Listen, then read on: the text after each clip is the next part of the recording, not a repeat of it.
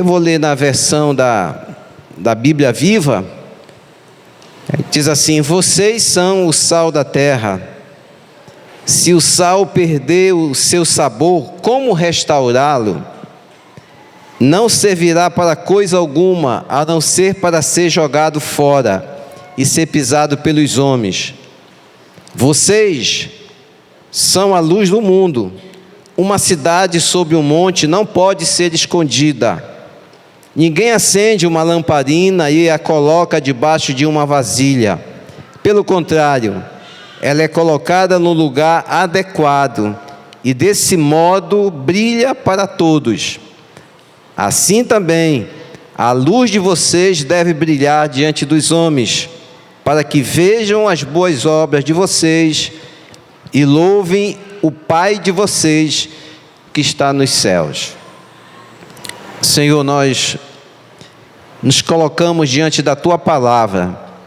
Revela-nos, fala aos nossos corações, nos capacita nessa hora para compreendermos a mesma e aplicá-la à nossa vida, no nome de Jesus. Amém. Eu, no primeiro domingo desse mês, falei um pouco sobre o sal, né? A importância do sal. A igreja, cada um de nós como sal da terra.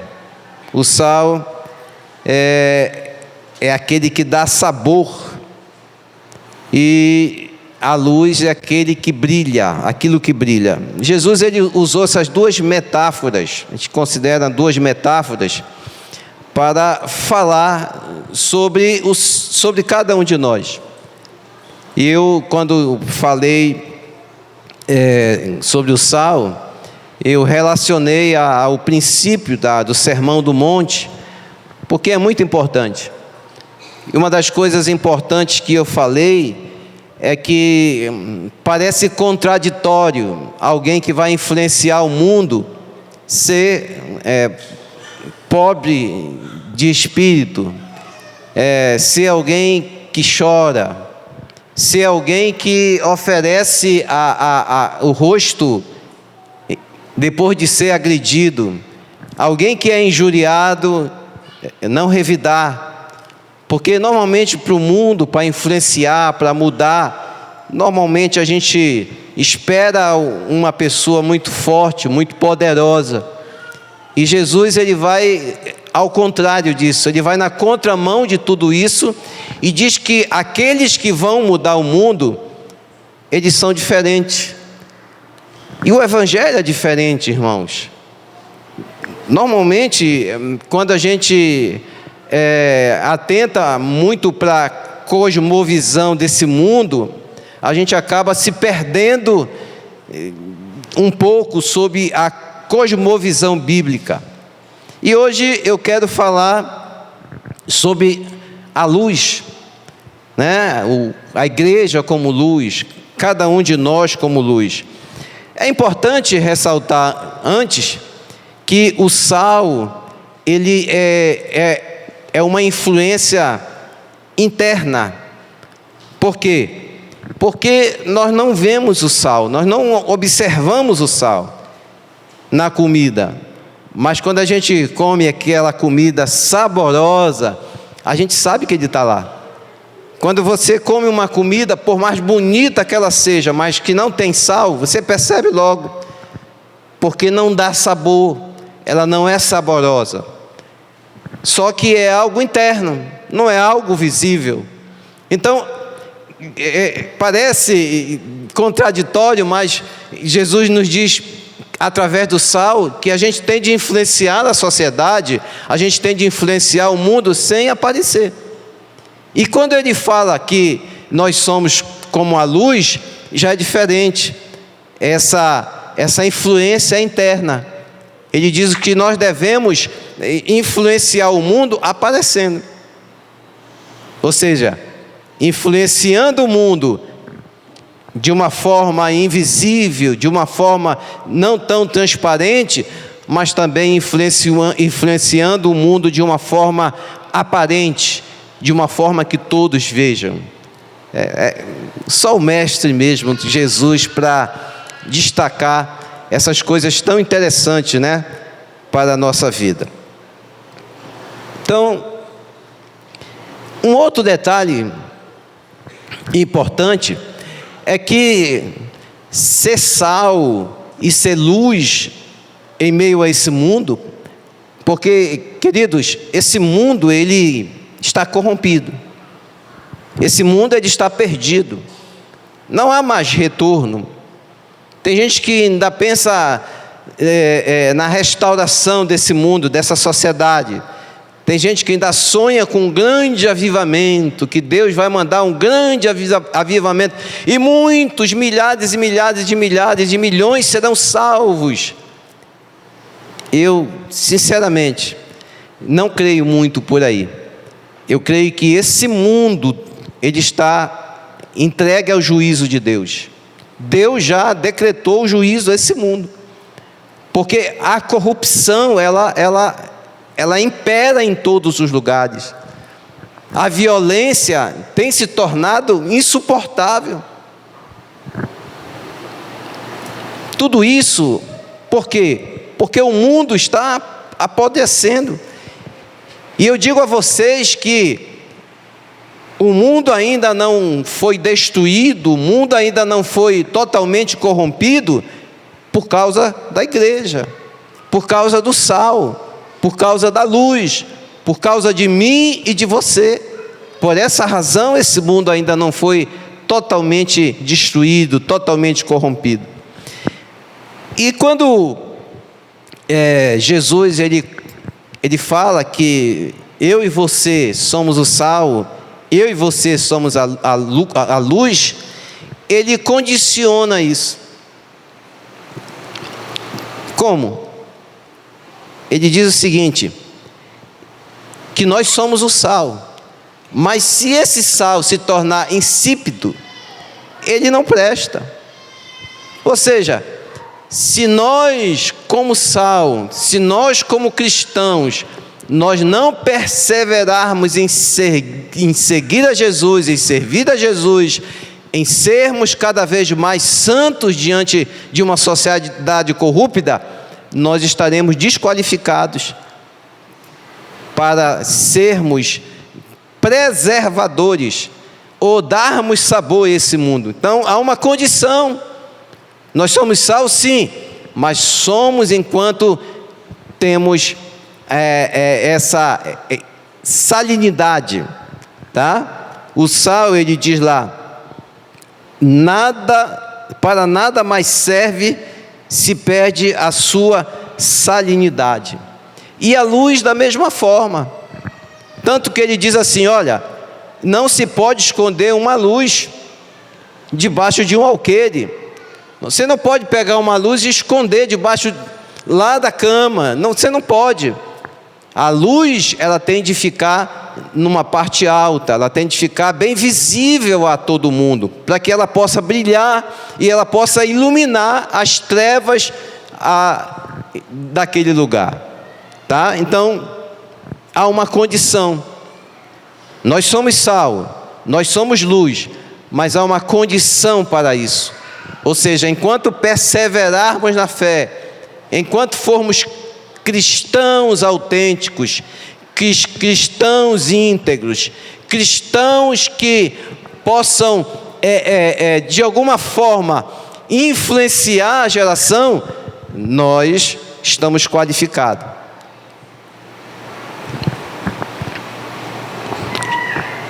Só que há uma coisa também que precisa ser dito. Nós não temos luz própria. Nós somos como luz, mas a nossa luz, ela vem de Cristo. Jesus é a luz. Ele tem luz própria. Nós só seremos luz se estivermos inseridos em Cristo. Olha o que ele fala lá em João, no capítulo 8, no verso 12. Ele diz o seguinte: de novo Jesus lhes falou dizendo: eu sou a luz do mundo. Quem me segue não andará nas trevas, pelo contrário, terá a luz do mundo. Então, Jesus é a luz. E quando nós estamos inseridos em Cristo, nós refletimos a sua luz. É como o sol. O sol, ele tem luz própria. Todos nós, quando estudamos, aprendemos isso, que o sol tem luz própria. E a lua? A lua não tem. A lua reflete a luz do sol. A lua reflete o brilho do sol. Então, queridos, nós precisamos compreender que nós também precisamos estar inseridos em Cristo para poder brilhar, para poder preservar o lugar como um autêntico sal, como uma autêntica luz. A luz também, ela tem 3 funções primordiais. Primeiro, ser vista por todos, servir de guia e servir como advertência. Entre todas as coisas criadas, a luz é a mais útil, né? Por quê? Porque a luz, ela fertiliza o solo, a luz, ela direciona o caminho, a luz, ela reanima. E para você ver a importância da luz, que foi a primeira coisa que Deus criou na criação, antes de Deus criar todas as coisas, Ele criou a luz. Vamos ver esse texto lá em Gênesis capítulo 1, do verso 1 a 3, olha o que diz a palavra do Senhor. Diz assim: no princípio, Deus criou os céus e a terra era sem forma e vazia, e havia trevas sobre a face do abismo, e o Espírito de Deus se movia sobre as águas. Então Deus disse: haja luz, e houve luz. Olha que importância da luz. Primeira coisa a ser criada, a primeira coisa a ser estabelecida por Deus foi a luz, tá? Porque sem a luz, esse mundo, ele é vazio. Sem a luz, esse mundo, ele é escuro. O cristão, ele exerce um papel ativo de transformação no mundo. A vida do cristão é sua primeira mensagem. O exemplo é mais importante do que a atividade. Tem uma palavra, né? Eu acho que aqui no Exército, não sei se ainda tem essa palavra, o Edilan trabalha lá, diz lá que a palavra convence, mas o exemplo arrasta. O exemplo arrasta. Então, nós como cristãos, nós precisamos ser o exemplo nesse mundo. Eu fico muito preocupado com as estatísticas, principalmente as estatísticas do Brasil, porque dizem que nós somos em torno de 40 milhões de evangélicos.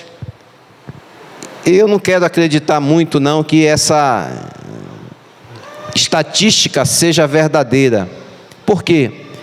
Porque eu não vejo muita mudança, eu não vejo muita transformação, eu vejo uma degradação cada vez maior da sociedade. É claro que, por outro lado, a gente tem de entender que há um cumprimento. A Bíblia, ela precisa se cumprir. Esse mundo, ele vai de mal a pior, ele vai se corrompendo. Todavia, se há uma grande quantidade de sal, uma grande quantidade de luz, essa corrupção, essa degradação, ela tem de retardar, ela tem de ir bem devagar. Então, queridos, nós estamos falhando um pouco na nossa missão de ser sal. Nós temos falhado muito na nossa missão de ser luz, porque os lugares estão em trevas. Há muitas famílias que estão em trevas. A sociedade vive em densas trevas. E cada dia mais, nós vemos aí a propagação, de igrejas. Todo dia surge uma nova igreja. Todo dia há uma nova porta, uma nova igreja que surge numa rua. Há ruas que têm 5, 6 igrejas. Eu fico olhando a Bíblia e fico preocupado. Porque que papel que nós estamos desempenhando? Será que nós estamos verdadeiramente atuando como sal, ou temos nos tornado insípidos? Será que nós estamos verdadeiramente agindo como luz, ou a nossa luz está escondida,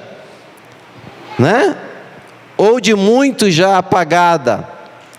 Isso é um dado a ser pensado, é algo a ser refletido.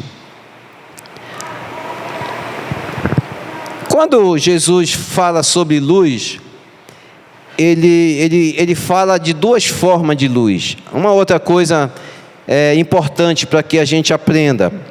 Essa palavra é uma palavra de reflexão sobre esse texto, sobre o tema da nossa igreja, tá? Ele fala o seguinte, que... Vamos lá ao texto.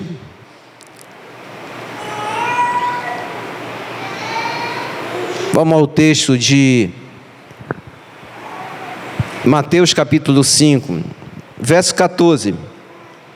Vós sois a luz do mundo. Não se pode esconder a cidade edificada sobre um monte. Vejam só, quando ele fala de luz que nós somos, ele fala primeiro que nós somos como uma cidade edificada sobre um monte. Isso aqui, ele está se referindo a uma exposição pública. Então, cada um de nós, publicamente, tem de expressar para todos, em meio à sociedade, no trabalho, na escola, em todos os lugares. Publicamente nós temos de expressar a nossa luz. Nós temos de expressar o nosso testemunho. Nós temos de refletir a luz de Cristo. Lá no seu trabalho, você precisa refletir Cristo. Lá no seu trabalho, se você é o único cristão que conhece a Jesus, você precisa ser diferente. Você não pode ser igual, porque você é luz. Você precisa ser totalmente diferente, porque você, como luz, naquele lugar você vai atrair aquele que está em trevas e quer se tornar luz. Isso Jesus fala primeiro, que nós devemos expressar a nossa fé, expressar o nosso testemunho publicamente. Mas ele fala de uma outra forma de luz. Atente lá. Ele fala assim, primeiro, que não pode se esconder uma cidade sob um monte, ou seja, uma fé pública. Mas depois ele diz, nem se acende uma candeia para colocar debaixo do alqueire, mas no velador, e alumia a todos os que se encontram onde? Na casa. Aqui ele está falando de uma fé, de um testemunho familiar, pessoal. Porque uma coisa é o que somos aqui na igreja. Uma coisa é o que as pessoas nos veem aqui como igreja, como crente na Matilde, como crente no trabalho, como crente na escola, como crente na nossa rua, é uma coisa. Outra coisa é como os nossos familiares nos veem na intimidade da nossa casa. Como o nosso esposo nos vê, como a nossa esposa nos vê, como os nossos filhos nos veem, como os nossos pais nos veem, isso é outra coisa. Então, veja o quanto Deus é sábio, o quanto Jesus é maravilhoso, que ele divide muito bem isso. Ele diz, olha, vocês vão ser luz com o exemplo de vocês, com o brilho de vocês vão ser luz para muita gente, para uma multidão, mas vocês também, com o brilho de vocês, com a luz de vocês, com o testemunho de vocês, vocês também serão luz na casa de vocês, lá na intimidade da casa. Olha aí a importância dessa mensagem, desse texto. Aí você pode perguntar para mim, e qual as características dessa luz? Como é que eu posso ser luz? O que é ser luz? Eu digo para você, porque o contexto desta palavra nos responde. E o contexto de ser sal e de ser luz está no Sermão da Montanha. Na verdade, esse texto aqui está inserido no sermão. Depois que Jesus termina o sermão, aí ele fala como seriam os discípulos. E aí você pode me perguntar, então como é que eu sou luz? Como é que eu sou sal? E eu vou encerrar a minha breve reflexão dizendo para cada um de nós como deve ser o nosso procedimento para que verdadeiramente sejamos luz. Como deve ser o nosso procedimento para que verdadeiramente sejamos como sal. Capítulo 5 ainda. Aí você volta um pouquinho. No verso 3, diz assim, bem-aventurados os pobres de espírito, porque deles é o reino de Deus. Ou seja, bem-aventurado vocês quando não são arrogantes. Bem-aventurado quando vocês reconhecem quem na verdade vocês são, que vocês não são nada, vocês têm uma pobreza de espírito, no sentido de não se sentir o mais importante, de não se sentir, de não sentir aquele que deve ser servido em todo o tempo. Não, vocês são humildes, vocês são pobres de espírito, porque vocês conhecem a limitação de vocês, e quanto vocês mais se tornam pobres de espírito, mais o brilho de Cristo vai estar em vocês. Continuando, as características da luz e do sal, está no verso 4. Bem-aventurados que choram, porque eles serão consolados. Vou seguir mais um pouco. Bem-aventurados mansos, porque eles herdarão a terra. Manso aqui, irmãos, eu vou na quarta-feira, talvez eu pregue sobre esse sermão do monte, cada ponto por ponto. Mas rapidamente, às vezes quando a gente diz assim, mas esse homem é muito manso, tem uma ideia assim de que essa pessoa é assim, manipulável, né? Porque a gente acha que quando a gente é muito manso, as pessoas vão se impor. Não, a Bíblia diz que Jesus era manso. A Bíblia diz que Moisés era muito manso, e ele conseguiu guiar milhões no deserto. A ideia que a gente tem de mansidão é uma ideia, a gente relaciona mansidão com frouxura, mas não tem nada a ver. Ser manso é alguém que se submete a Deus, e quando se submete a Deus, tem a sabedoria de Deus para lidar em todos os momentos. Porque, irmãos, o que tem de gente ignorante para lidar em situações terríveis. Quando a gente em situações lida com ignorância, nós estamos em trevas, a luz de Cristo ainda não brilhou no nosso coração, no nosso entendimento. Bem-aventurado os que têm fome e sede de justiça, porque eles serão fartos. O que é fome e sede de justiça? Irmãos, é viver no Brasil hoje. Ter fome e sede de justiça, você quer saber? Nós vivemos isso. Eu todo dia me levanto e digo: Senhor, eu não admito essa justiça que nós estamos vivendo. Senhor, eu não admito essa situação. Eu não admito o que estão fazendo com essa pessoa. Eu não admito o que estão fazendo com aquela pessoa. Eu tenho fome e sede de justiça, e nós precisamos ter. E bem-aventurado os misericordiosos, porque eles alcançarão misericórdia.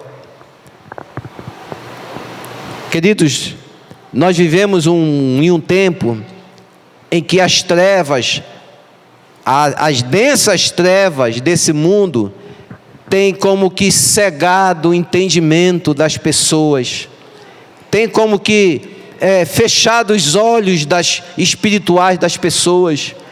Nós vivemos muito bem, obrigado, mas não estou nem ligando com ninguém, para ninguém. Não é isso. Nós precisamos ser misericordiosos, nós precisamos nos preocupar um com os outros, e não é só com quem a gente gosta, é com todos. Existem pessoas que são insuportáveis, existe sim, mas nós não vamos agir da mesma forma. E para completar, para concluir, não vou mais me alongar, o diabo, a Bíblia diz que ele tem cegado o entendimento deste século. O diabo, ele domina esse mundo, porque o homem entregou, Deus quando criou o homem, entregou a ele o domínio, só que o homem pegou esse domínio que era dele e entregou ao diabo. E Jesus, em Colossenses, no capítulo 1, verso 13, diz o seguinte: Ele nos libertou do poder das trevas e nos transportou para o reino de seu Filho amado. Olha aí, todos nós estávamos oprimidos, presos, debaixo das trevas, da escuridão. Brilhou a luz de Cristo. Ele iluminou o nosso coração, Ele iluminou o nosso entendimento, e hoje nós brilhamos, não a nossa própria luz, mas a luz de Cristo que reflete na nossa vida.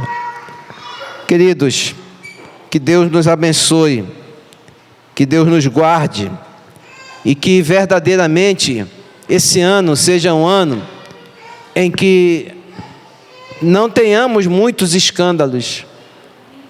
Como igreja, nós não precisamos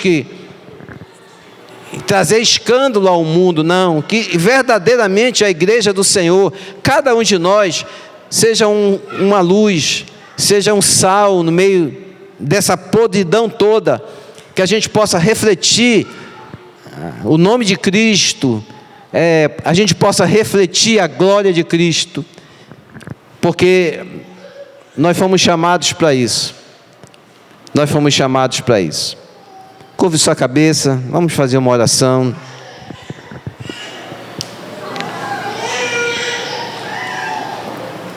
Senhor, nós te agradecemos, Pai. O Senhor tem nos ensinado, através dessas duas metáforas, dessas comparações, de que somos como sal e que somos como luz.